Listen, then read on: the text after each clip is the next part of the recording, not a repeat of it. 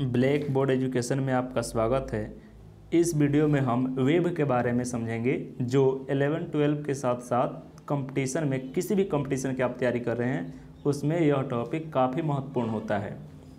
Web से हमेशा एक क्वेश्चन या दो क्वेश्चन रहता ही रहता है, तो हम वेब के कंसेप्ट के बारे में अध्ययन करेंगे। अगर आपको इस वीडियो का PDF चाहिए तो इस टेलीग्राम को ज्वाइन कर वहाँ से प्राप्त कर सकते हैं। अब जान लेते हैं वेब क्या होता है। तो a wave is distributes which propagate energy from one place to other without the transport of matter. Hindi होता है तरंग एक विक्षोभ है जो पदार्थ के परिवहन के बिना ऊर्जा को एक स्थान से दूसरे स्थान तक पहुंचाता है। विक्षोभ क्या होता है? तो जैसे मान लीजिए कि हम जल में एक कंकड़ डालते हैं तो एक प्रकार का कंपन उत्पन्न होता है, उसी को विक्षोभ कहते हैं। और वहीं जो कंपन उत्पन्न होता है वह तरंग होता है। जो पदार्थ के कण जो मोलिक्यूल्स होते हैं वे तो नहीं जाते हैं लेकिन एनर्जी ट्रांसफ़र हो जाता है। तो यह कह रहा है कि बिना किसी पदार्थ के परिवहन के एनर्जी ट्रांसफ़र हो जाता है, वहीं होता है वेव। अब वेव दो प्रकार के होता है, एक होता है इलेक्ट्रोमैग्नेटिक वेव और एक होता है मैकेनिकल वेव। तो मैकेनिकल वेव क्या होता है? तो the wave which required material medium solid liquid और gas for their propagation are called mechanical wave और इलास्टिक वेव। यांत्रिक तरंग हिंदी होता है मैकेनिकल वेव का यांत्रिक तरंग। वे तरंग जिसके संचरण के लिए भौतिक माध्यम अर्थात ठोस द्रव या गैस की आवश्यकता होती है यांत्रिक तरंग या प्रत्यास्थ तरंग कहलाता है, जैसे साउंड। उसके बाद आता है दूसरा इसके भाग है नॉन मैकेनिकल वेव या इलेक्ट्रोमैग्नेटिक वेव, विद्युत चुंबकीय तरंग। तो वे क्या होते हैं? तो the wave which do not required material for the propagation that is which can propagate even through the vacuum are called non mechanical wave या electromagnetic wave, जैसे हीट और लाइट। गैर यांत्रिक तरंग या विद्युत चुंबकीय तरंग वे तरंग है जिसके प्रसार के लिए माध्यम की आवश्यकता नहीं होती है, अर्थात निर्वात में भी फैल सकता है। ठीक है, जैसे प्रकाश निर्वात से भी जा सकता है। अब इसके कुछ गुण देखते हैं, जैसे लाइट और heat are the example of non mechanical wave. Heat और लाइट जो है नॉन मैकेनिकल वेव है। ठीक है, प्रकाश ऊष्मा यांत्रिक तरंग होते हैं और ये विद्युत चुंबकीय तरंग होते हैं।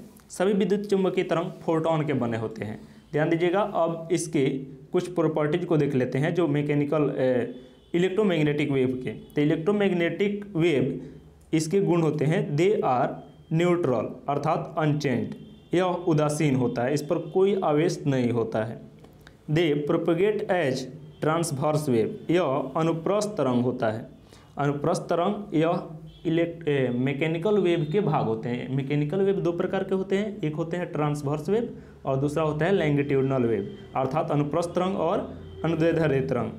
अब इसके बारे में भी हम समझेंगे। अभी यह जो है इलेक्ट्रोमैग्नेटिक वेव के प्रॉपर्टीज को दिख रहे हैं। They propagate with velocity of light, यह जो इलेक्ट्रोमैग्नेटिक वेव होता है प्रकाश के वेग से गति करता है, जो इस निर्वात में 3 × 10⁸ मीटर पर सेकंड के वेग से गमन करता है। They consist energy and momentum, यह ऊर्जा और संवेग को रखता है, संरक्षित रखता है। ठीक है, the concept was introduced by Maxwell, यह मैक्सवेल द्वारा दिया गया है।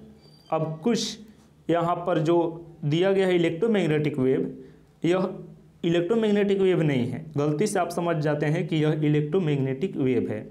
तो जैसे कैथोड रे हुआ, कैनल रे हुआ या साउंड वेव हुआ, चाहे एनोड रे हुआ, ये सब जो है विद्युत चुंबकीय तरंग नहीं है, इस पर कोई ना कोई आवेश रहता है।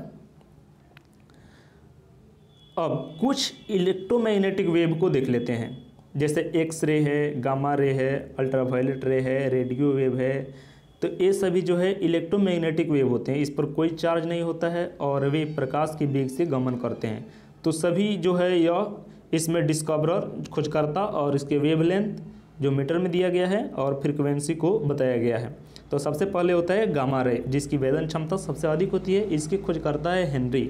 और इसका वेवलेंथ है 10 के पावर -14 से लेकर 10 के पावर -10 मीटर तक, और इसका फ्रीक्वेंसी है हर्ट्ज में 10 के पावर 20 से लेकर 10 के पावर 18 तक। फिर आता है एक्सरे। एक्सरे की खोज किया डब्ल्यू रॉन्जन ने किया इसकी खोज। इसका वेवलेंथ जो है 10 के पावर -10 से 10 के पावर -8 होता है, जबकि फ्रीक्वेंसी 10 के पावर 18 से लेकर 10 के पावर 16 तक होता है। अल्ट्रा वायलेट रे, पराबैंगनी किरण, इसकी खोज रिटर ने किया और इसका जो वेवलेंथ है 10 के पावर -8 से 10 के पावर -7 होता है तथा फ्रीक्वेंसी 10 के पावर 16 से लेकर 10 के पावर 14 होता है।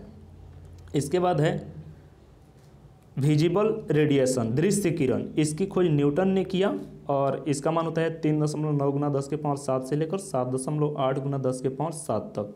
इसकी फ्रीक्वेंसी होती है 10 के पावर 14 से लेकर 10 के पावर 12 तक। इसी में 7 कलर, जो 7 कलर होते हैं वे आ जाते हैं। इसके बाद है इंफ्रारेड, अवरक्त किरण, इसका खोज हर्शेल ने किया और इसका जो वेवलेंथ है वे है 7.8 गुना 10 के पावर -7 से 7.8 गुना 10 के पावर -3 तक, और फ्रीक्वेंसी है 10 के पावर 12 से लेकर 10 के पावर 10 तक। उसके बाद शॉर्ट रेडियो वेव, ठीक है, इसका खोज हर्ट्ज ने किया था और इसका वेवलेंथ है 10 के पावर -3 से लेकर 1 तक, जबकि इसका फ्रीक्वेंसी है 10 के पावर 10 से लेकर के और 10 के पावर 8 तक। लॉन्ग रेडियो वेव, जिसे दीर्घ रेडियो तरंग हिंदी होता है, इसका खोज मार्कोनी ने किया है। 1 से लेकर के और 10 के पावर 4 तक होता है वेवलेंथ, जबकि फ्रीक्वेंसी होता है 10 के पावर 8 से लेकर 10 के पावर 6 तक। अब मैकेनिकल वेव 2 प्रकार के होते हैं। यह तो इलेक्ट्रोमैग्नेटिक वेव था। अब मैकेनिकल वेव 2 प्रकार के होते हैं, एक होता है लॉन्गिट्यूडिनल वेव और दूसरा होता है ट्रांसवर्स वेव।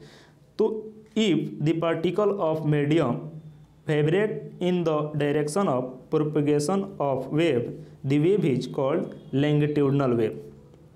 इसका अर्थ यह होगा, हिंदी हुआ इसका, यदि माध्यम के कण तरंग के संचरण की दिशा में कंपन करता है तो वे अनुदैर्ध्य तरंग कहलाते हैं, अर्थात जिस दिशा में जा रहा है उसी के जैसे मान लीजिए कि यह इस दिशा में जा रहा है तो इसके कण जो होंगे इसी तरह से कंपन करते हैं, आगे पीछे की ओर कंपन करते हुए आगे बढ़ते हैं, ठीक है। जबकि ट्रांसवर्स वेव हुआ होता है, if the particle of the medium vibrate perpendicular to the direction of propagation of wave, the wave is called transverse wave, अर्थात वे तरंग जो माध्यम के कण तरंग के संचरण की दिशा के लंबवत कंपन करते हैं वे अनुप्रस्थ तरंग कहलाते हैं, जैसे लाइट।